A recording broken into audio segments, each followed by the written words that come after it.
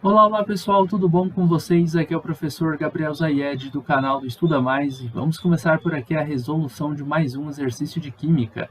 Mas antes, não esqueça de se inscrever aqui no nosso canal no YouTube e de deixar um like nesse vídeo caso você goste do nosso conteúdo. Bom, vamos à resolução de uma questão que diz o seguinte: a formação de nuvens ela obedece ao ciclo da água na natureza, onde primeiro ocorre a evaporação e em seguida a precipitação de gotículas de água. Imagine então o processo de formação das nuvens como sendo uma mudança de estado físico da água. Qual dos itens abaixo melhor representa essa transformação? Letra A, dissolução. Letra B, destilação. C, sublimação. D, decantação. E E, filtração. Bom, dissolução é uma mistura. É quando você coloca, por exemplo, açúcar em água. Isso não tem muito a ver com o que está acontecendo aqui, tá? A destilação, ela é um processo de separação de misturas, tá? Então, vamos colocar aqui um pouquinho sobre destilação. A gente vai chamar isso de processo de separação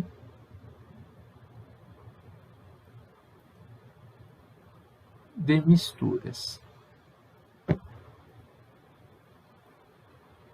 Como é que ela funciona? Eu vou explicar a destilação do tipo simples. Você tem um balão de fundo redondo aqui, que aí ele vai estar conectado a um aparelho chamado condensador. Já o nome já diz para a gente para que serve, né? Condensador serve para condensar alguma coisa, ou seja, a condensação é a passagem que a gente tem do estado gasoso para o estado líquido. Aqui nós temos uma entrada de água e aqui nós temos uma saída de água. Tá? A gente coloca umas mangueiras aqui para entrar a água, resfriar o condensador e sair lá por cima dele. Bom, aqui geralmente a gente coloca uma mistura de água mais sal. Aqui eu vou pensar apenas na água, porque a gente está falando do ciclo da água. Mas se fosse misturar água e sal, seria para deixar o sal nesse balão e a água passando pelo condensador e assim a gente fazer uma separação dessa mistura água e sal, tá? Aqui, do jeito que eu estou desenhando, o Erlenmeyer não vai cair água aqui dentro não, mas tem tipo um biquinho aqui ó, no condensador e aí a água cai aqui dentro. Mas como assim, professor, se a água está aqui do outro lado? É bem simples. Você aquece esse balão aqui, utilizando aí, por exemplo, o pico de Bunsen, uma manta tá, de aquecimento. A água, ela passa pelo processo de ebulição, né? Ela sobe aqui, aqui tem uma rolha, está tampado. Geralmente a gente coloca aqui um medidor de temperatura, né? Um termômetro, e aí a gente tem aqui uma rolha, não vai deixar o gás, o vapor de água passar aqui, ele vai entrar aqui no condensador que está frio. O condensador ele vai roubar calor do vapor de água que vai condensar e vai virar um líquido aqui dentro dele. Por que ele rouba esse calor de água e a água vira líquido dentro de um condensador? Porque aqui existe uma entrada de água, a água ela resfria o condensador, para a água não aquecer ganhando o calor, na verdade ela vai aquecer ganhando o calor desse vapor de água, mas ela vai saindo aqui por essa saída de cima, né, pela mangueira que vai ficar instalada aqui em cima. E está sempre renovando a água que está dentro do condensador. Então ela está sempre uma água fresquinha, né, uma temperatura ali ambiente, e aí ela vai sempre estar tirando o calor desse vapor de água, fazendo assim com que o vapor de água perca a energia dele, se liquefaça, ou seja, vire líquido, e aí ele caia como H2O no estado líquido aqui dentro desse Erlenmeyer. Vamos entender então na prática o que aconteceu. Eu tinha água, virou vapor, eu tenho vapor, virou água. E aí a gente separou a água do sal que estava aqui. Mas como eu disse, aqui a gente não precisa se preocupar com o sal. É um processo de separação de misturas, mas a gente está aqui concentrado em outra coisa. A gente está pensando aqui no seguinte, não só na separação, mas a gente está pensando na mudança de estado físico que ocorreu. Quando o líquido ele vira gás, a gente chama esse processo aqui de evaporação, tá? Ou vaporização, ou ebulição, tá?